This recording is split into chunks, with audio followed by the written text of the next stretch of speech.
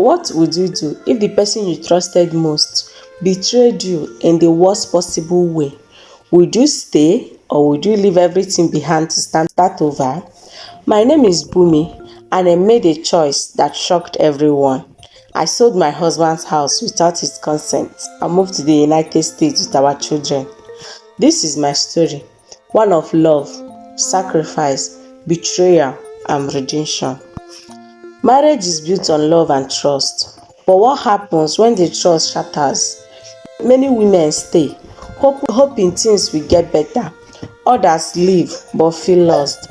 And then there are those like me who choose to rewrite their own story. My husband was everything a woman could ask for. Kind, loving, and successful. But sometimes, even the best looking love stories hide the deepest betrayals. Join me as I take you through my journey, one that will make you question everything you thought you knew about love and marriage. I met my husband while studying at the University of Lagos. He was charming, intelligent, and ambitious, the kind of man who made you believe in fairy tales. Despite our cultural differences, me being Yoruba and him Igbo, our love blossomed. His family resisted our union, but he stood by me. We got married in a grand ceremony after 11 months of dating. Within 2 years, he built a magnificent 8-bedroom duplex in Lagos. It was the kind of home you see in luxury magazines. Marble floors, a swimming pool, a private gym, and even a playground for our kids. I felt like the luckiest woman alive. My husband adored me, and when our first son was born, our bond only grew stronger. But life has a way of shifting beneath your feet when you least expect it. 2 years into our marriage, while I was pregnant with our second child, my husband got an incredible job offer in the UK. At first, he hesitated. "I don't want to leave you and the kids," he said, but I encouraged him to go.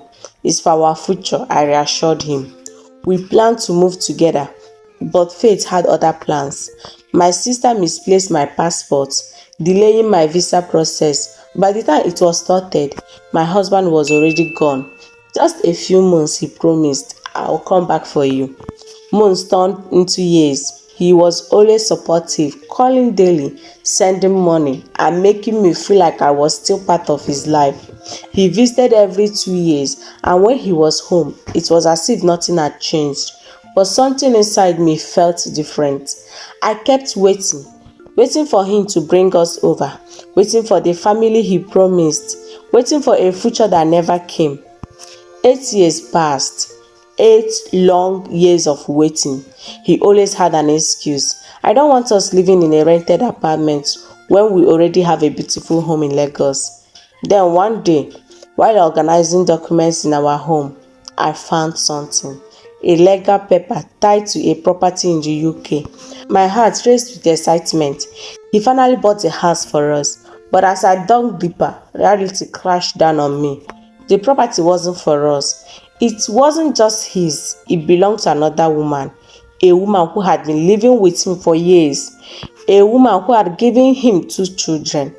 I couldn't breathe. My hands trembled as I went through the evidence.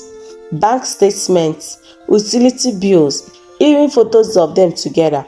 My husband had built an entirely separate life, a life I was never meant to know about. When he visited, I confronted him, and he didn't even deny it. "I never planned for it to happen," he said. "I was lonely. The distance, it was too much." His excuses blew into nothingness. The man I had loved, defended, waited for had been lying to me all along. That night, I sat in the house we had built together, the house that now felt like a prison. I thought about my children, how one day they would learn the truth about their father. I refused to let them grow up in the shadow of his betrayal. So I made a decision. I sold the house. The home that once held my dreams was now my escape. I used the money to secure visas and move to the United States with my children. It wasn't easy. Starting over never reads. But for the first time in years, I felt free. My husband was furious when he found out. He called, threatened, pleaded. How could you do this? He asked. But the real question was, how could he have done this to us? In the US, I rebuilt my life. I found a job, a supportive community, and enrolled my kids into good schools. They were thriving, and so was I. Would I ever forgive my husband? Maybe, but would I go back to him? Never. Many people would say I overreacted. Some might say I should have fought for my marriage. But here is the truth. Staying in a broken home for the sake of appearances only destroys you in the end. When trust is shattered, sometimes the bravest thing you can do is walk away. If you have ever been betrayed, know this: your life isn't over. You have the power to rewrite your own story. You don't have to stay in a place where you are not valued. What would you have done if you were in my shoes? Would you have stayed and tried to work things out, or would you have left like I did? Share your thoughts in the comments. And if this story resonates with you, don't forget to like, subscribe, and share this video to help others who might be facing similar situation. Until next time, stay strong and never settle for less than you deserve.